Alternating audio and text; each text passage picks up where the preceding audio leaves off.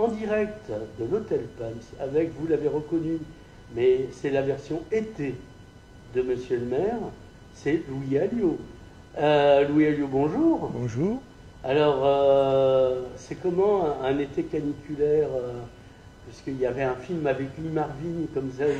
Vous êtes un peu notre Lee Marvin hein. C'est un été... Parce que vous avez eu des problèmes d'eau, enfin pas vous, mais oui, mais non. Avec des responsabilités supplémentaires. Voilà. Une fois c'est la sécheresse, une fois c'est la canicule, ouais. Peut-être les deux même en ce moment. Et c'est une gestion au quotidien avec la préfecture. Enfin, bon, voilà. Mais j'entends beaucoup parler de plan climat, de ceci, de cela. Qu'ils arrêtent le capitalisme. Non, mais les tankers, je vais vous donner un exemple. Les écoles modernes construites sont suffocantes. Ah oui. Les écoles anciennes gardent un peu de fraîcheur. Il doit y avoir quelques raisons à ça, je suppose. Bah, la vieille pierre. Donc il faudrait aussi qu'on s'intéresse à la manière dont on construit les bâtiments modernes. Oui, non, mais... Parce que autant l'Hôtel Palms, par exemple, ici, je suis sûr que dans un siècle, il sera encore là. Enfin, pratiquement. Oui. Je suis moins sûr que d'autres bâtiments modernes tiennent autant de temps. Alors, il y a l'exemple des routes romaines. Vous avez vu en couple, donc il y a plusieurs niveaux de jeu, c'est pour ça qu'elle dure encore. Quand tout objectif est réduit à un marché et au moins 10 ans, bon, ben, ça donne les mêmes résultats. Non, et puis le type de construction, je crois que c'est... Oui, mais le type de construction est lié au... On veut faire beaucoup de marge. C'est pas nouveau qu'il fait chaud chez nous, même s'il fait plus chaud qu'avant. Mais il y a des méthodes pour éviter que ça chauffe plus, notamment dans la construction elle-même. Hein. Oui. L'orientation, les matériaux, les ouvertures de fenêtres. C'est vrai que quand vous faites des grandes baies vitrées, alors derrière, évidemment, on vous demande de climatiser. Les mêmes qui vous disent que climatiser, c'est pas bien pour la planète, en revanche, sont prêts à beaucoup de sacrifices. De plafond, c'est bon pour les autres, c'est connu. Voilà, donc, à défaut d'avoir les moyens de mettre des climatiseurs partout dans les écoles, ouais. On a mis des ventilateurs. Voilà. Oui, moi j'ai à la maison des ventilateurs. Mais ça commence à être un sujet politique dans les écoles. Oui, mais ça serait bien qu'il ait pensé avant, parce qu'on n'arrête pas de dire que machin truc, qu'on remarque que c'est vrai, il fait un peu plus chaud. Bon, bientôt il n'y aura plus d'ode, parce qu'on aura tout brûlé, c'est bien, on pourra mettre du béton partout. Comme ça, on ira directement de Perpignan à Montpellier. Non, mais c'est pareil, je veux dire, est-ce que c'est la négligence humaine qui brûle en même temps que le réchauffement climatique? C'est sûrement les deux. Voilà, l'anthropocène plus. Exactement, sauf que la négligence humaine, il suffit de se promener même en vélo pour voir qu'elle est partout. Les gens jettent de tout partout. Oui, parce qu'avant, les incendiaires, c'était des gens qui avaient fait un choix de carrière. Là, n'importe qui, aujourd'hui pianiste, demain incendiaire. Et puis après-demain, incendiaire de piano. Quoi, sauf que ça coûte de plus en plus cher. Ah ben. Sauf que les pompiers aujourd'hui, c'est des compétences financières du conseil départemental. Je peux vous dire que c'est de plus en plus cher. Et que la France, on le voit bien, a des difficultés financières. Elle n'est pas capable de commander 2 avions supplémentaires, les Canadair. Mais je vais vous donner un scoop. Pendant que nos pompiers s'affairaient à tenter de maîtriser le feu dans l'Aude avec des pompiers venus de la France entière, il y avait 2 Canadair sur l'aéroport de Barcelone qui attendaient l'arme au pied de décoller pour nous aider. Et Dieu merci, ça n'a pas eu lieu. Et le gouvernement n'a pas déclenché le plan Europe, parce qu'il y a une solidarité européenne qui peut exister. Pour une fois que ce serait utile, à part les bouchons. Exactement. Et ils ne l'ont pas fait. Donc à la rentrée, on posera la question avec nos parlementaires de savoir pourquoi ces 2 Canadair prêts à décoller ne l'ont pas. Barcelone ici, en avion, c'est Cud. Voilà. Mais ça, c'est une vraie solidarité. Une demi-heure en Canadair, je crois. Sûrement. Donc ça, c'est des questions qui interpellent, et je pense que le gouvernement devrait y répondre. Alors, on va revenir de là où on en est, enfin pas tant à l'Hôtel Palms qu'à la ville de Perpignan. J'ai vu, et j'ai trouvé ça, l'exercice fort intéressant, un truc comme on fait chez les grands à Paris, c'est-à-dire l'interview par Nina Otero. Alors Nina Otero était là à titre personnel en tant qu'employé municipal. Je me suis posé la question parce que Perpignan ça bouge. C'est en partie produit, je crois, par la ville de Perpignan. Oui, non, mais c'est une interview du maire, point. Oui, voilà. Qui disparaîtra d'ailleurs, vous savez que... Ah oui, c'est vrai. En période électorale, on n'a pas le droit de... Donc, ça a été enregistré cet hiver. Bon, ah ouais, d'accord. C'est pour ça que je suis en costume sombre. Et dans un truc sombre, vous êtes dans le dark, comme on dit. C'est long. Ouais. Il faut non, vraiment... non, moi je trouve... Si c'est intéressant, rien n'est long. Et... Si c'est chiant, 5 minutes, c'est de trop. Voilà, mais c'est un style, effectivement, qui intéresse les gens. Parce que les gens, honnêtement, voient le maire, mais ne le connaissent pas forcément sur ce qu'il a été jeune, etc., etc. Et donc, ils sont assez friands de savoir d'où il vient et où il va. Et alors, qui vous a proposé ça? D'où vient l'idée? Parce que moi, je trouvais ça intéressant, alors. Parce qu'il y avait des choses que je connaissais de vous, que les 3 quarts, je devais les connaître. J'ai regardé le dossier à la Loubianca. Non, mais c'est dans les tuyaux depuis longtemps. Et puis notre service com est, vous savez, très bien dirigé. Et est-ce que je peux préciser que c'est votre épouse? Oui, mais il faut préciser qu'elle est embauchée à la mairie depuis 20 ans. Oui, elle était non, mais au service com du Palais des Congrès. Je préfère le dire. Oui, il y a des mauvaises langues. Oui. Voilà. Et donc, voilà, ça se fait dans d'autres mairies aujourd'hui. Et c'est, ils appellent ça quoi, des capsules qui sont pas inintéressantes. Vous allez être satellisé, ça veut dire? Oui, c'est ça. C'est comme les livres sur la biographie ça se vend très bien, sur la vie des uns des autres. C'est un peu pareil, mais en vidéo, voilà. Alors, la sortir maintenant pour pas que ça rentre dans les comptes de campagne, j'imagine? Non, mais c'est la règle, voilà, c'est sorti... C'est à partir de quand les comptes de campagne? Je croisais Christophe Euzet qui avait eu des problèmes. 1er septembre. D'accord. Et à partir de là, d'ailleurs, je veux dire, le monde s'écroule et tout s'arrête. Oui. Ça devient plus chiant que quand c'est déjà chiant, quoi. Puisqu'on ne peut présenter que les événements d'une manière totalement indépendante. Vous savez, quand vous inaugurez une médiathèque, c'est pas facile de faire de la politique politicienne dessus, hein, sauf... ou un stade, une pelouse, par exemple la pelouse d'Aimé Giral, c'est pas facile de faire de la politique dessus. Ah, la pelouse plus que la médiathèque, parce que les gens ne savent plus lire, donc du coup... Et donc on aura cette obligation-là. D'accord. Alors, il se passe des trucs à Perpignan, c'est comme en France, l'été sera chaud dans les maillots, pour citer des philosophes. L'idée, c'est... vous n'êtes pas sans savoir, j'aime bien cette présentation, vous n'êtes pas sans savoir... Vous aviez Bruno Nogaret sur le gras au conseil municipal pour vous mordiller les jambes. Désormais, tremblez, Louis Alliot. Vous avez Annabelle Brunet, car Yves Guizard s'en fut. Alors, ça fait vos affaires, en fait, puisque comme ils ne vont pas bosser ensemble, vous divisez la... Enfin, vous... Est-ce qu'Annabelle bosse pour vous? C'était le fond de ma question. Tout ce qui est, ou qui apparaît... comme une magouille, j'allais dire, n'intéresse pas les gens, et même le contraire, mais en colère les gens. Tout le monde a bien vu, en tout cas pour les initiés, parce que qui connaît Mme Brunet, ça c'est encore notre sujet. Alors oui, parce que j'ai fait des questions, le seul qui existe, c'est vous. C'est affreux à dire.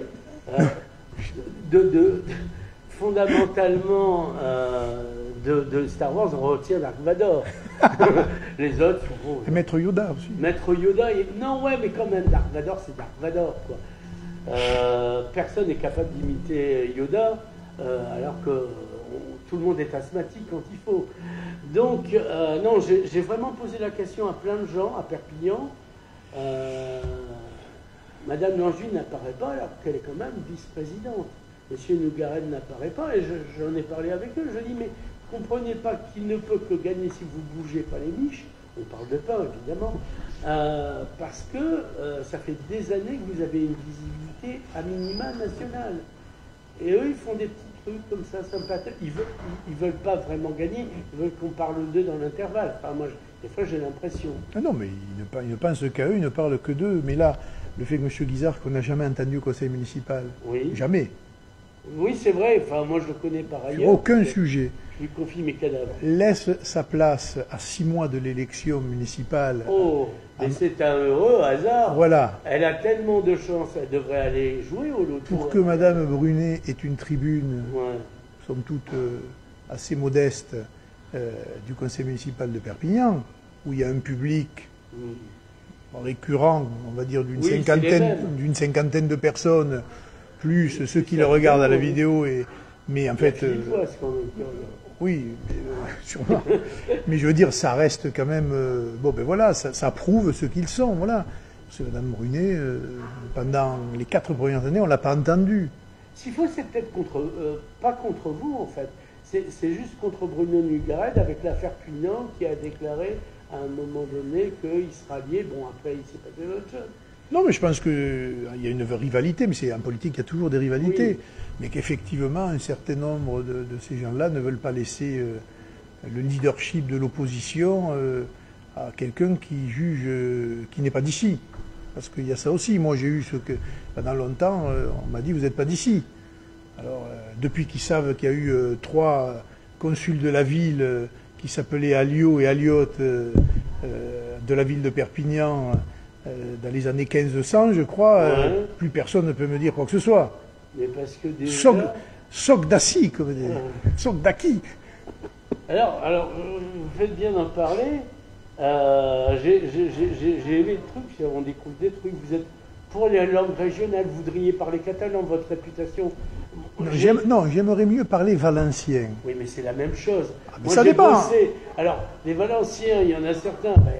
Vous ne me la ferez pas écouter. Ah non, j'ai bossé pour des réseaux dans les pays catalans, ou alors je parle pas 5 langues couramment, j'en parle 10. À Valencia, ils ne vous disent pas qu'ils parlent catalan. Hein. Ils peuvent dire ce qu'ils veulent. Ils disent c'est eux qui parlent valencien. Oui, voilà. Mais ce n'est pas le locataire du sixième qui écoute les fascistes.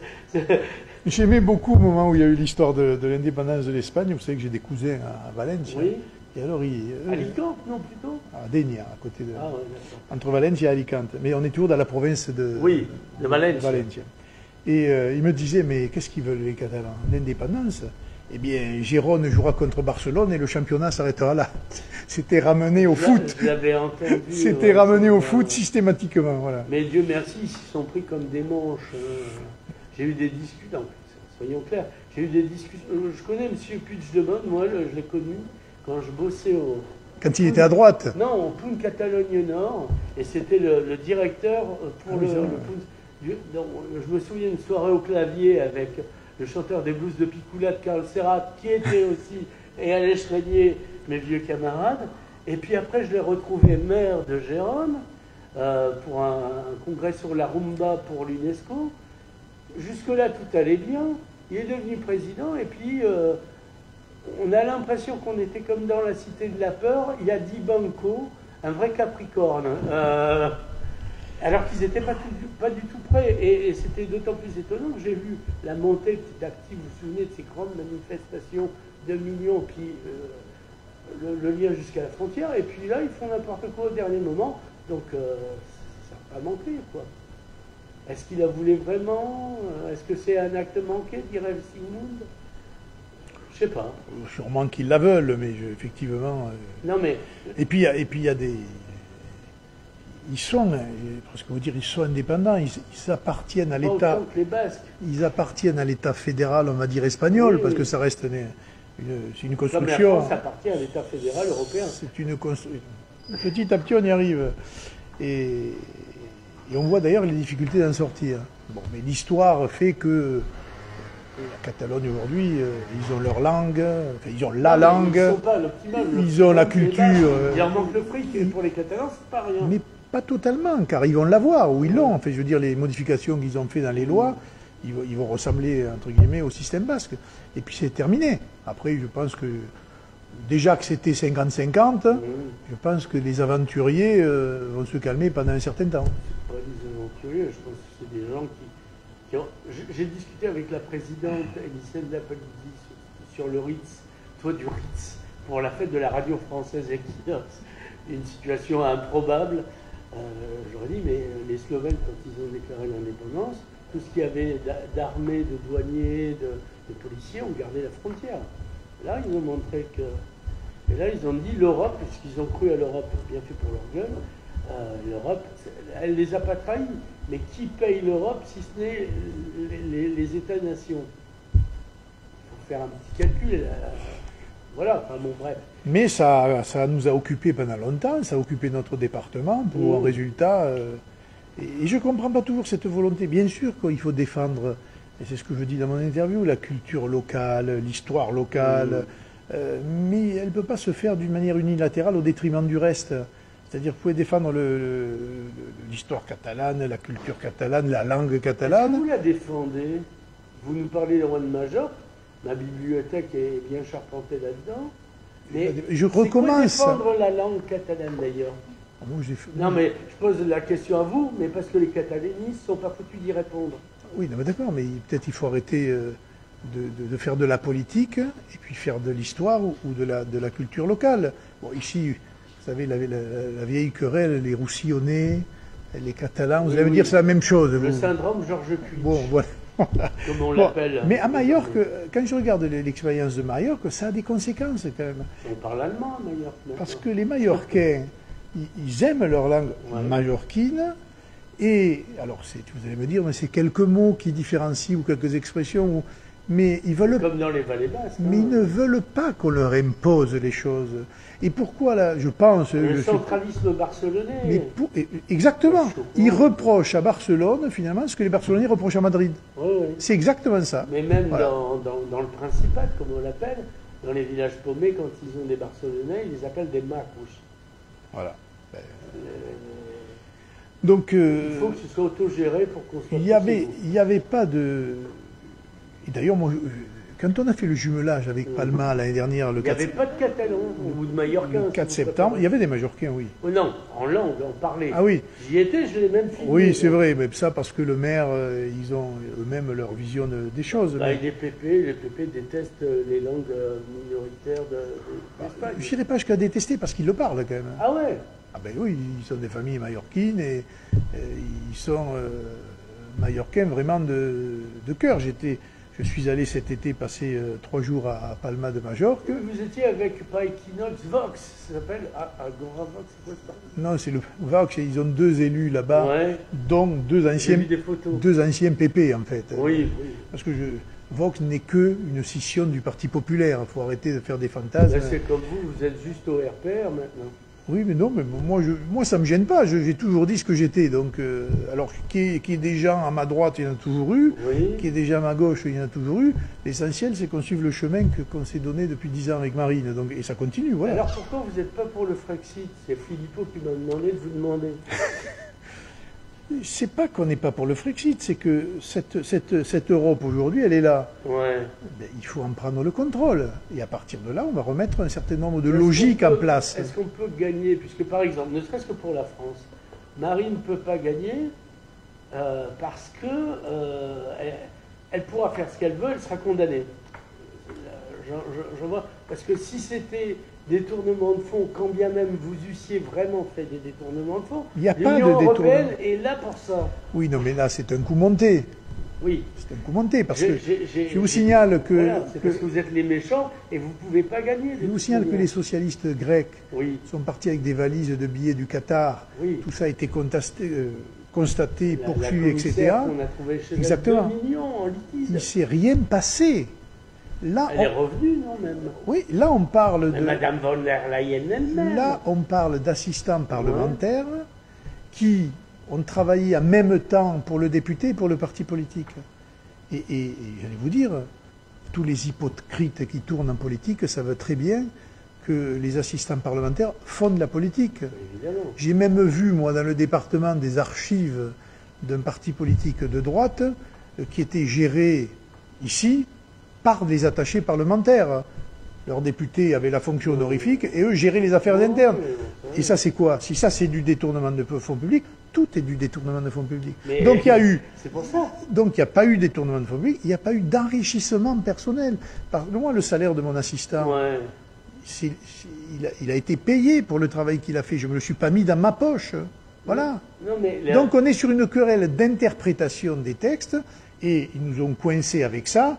J'espère qu'en appel, on arrivera à démontrer la logique des institutions européennes, notamment là-dedans, sur un règlement qui a changé 120 fois depuis 2004. Oui, mais quand on veut le chien, la rage, tout ça. Voilà. Et vous êtes un chien enragé d'ailleurs. Je crois que honnêtement, ça a choqué beaucoup de juristes. On a vu une solidarité quand même. On ne les a pas entendus tant que ça. Et non, parce qu'ils risquent. Mais ils écrivent. Ah, quand même. Oui. Il a vu du droit, il a dit, il a eu des problèmes, comme dirait Chevalier Las Palais. Ils étudient, ils donnent des notes, ils voient bien ce qui se passe. Parce que si vous condamnez aujourd'hui les députés, ex-députés européens sur ces affaires-là, plus aucun parti ne fonctionne. Et les institutions européennes seront peuplées de fonctionnaires. Alors fonctionnaires, il y en a déjà, mais les politiques seront des fonctionnaires. C'est le but, voilà. peut-être. Exactement. Le but, c'est qu'il n'y ait plus d'assistants parlementaires locaux, parce que ça reste des gens libres par rapport aux institutions européennes. Alors que quand vous êtes un assistant à Bruxelles ou à Strasbourg, vous avez des obligations de fonctionnaire à tenir, et là c'est terminé, votre liberté, elle n'existe plus. Donc on revient au catalan. On avait eu une discussion, enfin plus d'une en l'occurrence. Ça fait 10 ans qu'on parle de ça tous les deux. Au moins, oui. Oui, au moins. Quand on a été à Lubu, qui est maintenant un magasin de fripes, alors ça n'a rien à voir, j'ai croisé Laura ce matin, je vous avais demandé pourquoi pas ouvrir 2 maisons. Une parce qu'on avait déjà la maison qui était à Barcelone, et une à Toulouse pour mieux se faire entendre et faire de la diplomatie de proximité, si je veux dire. Et vous m'aviez dit oui à l'époque, et il y a un mini-golf. Enfin, je plaisante, mais... C'est pas pareil. Oui. Je ne vois pas ce que ça apporterait à Toulouse. Ah, le mini-golf? Non.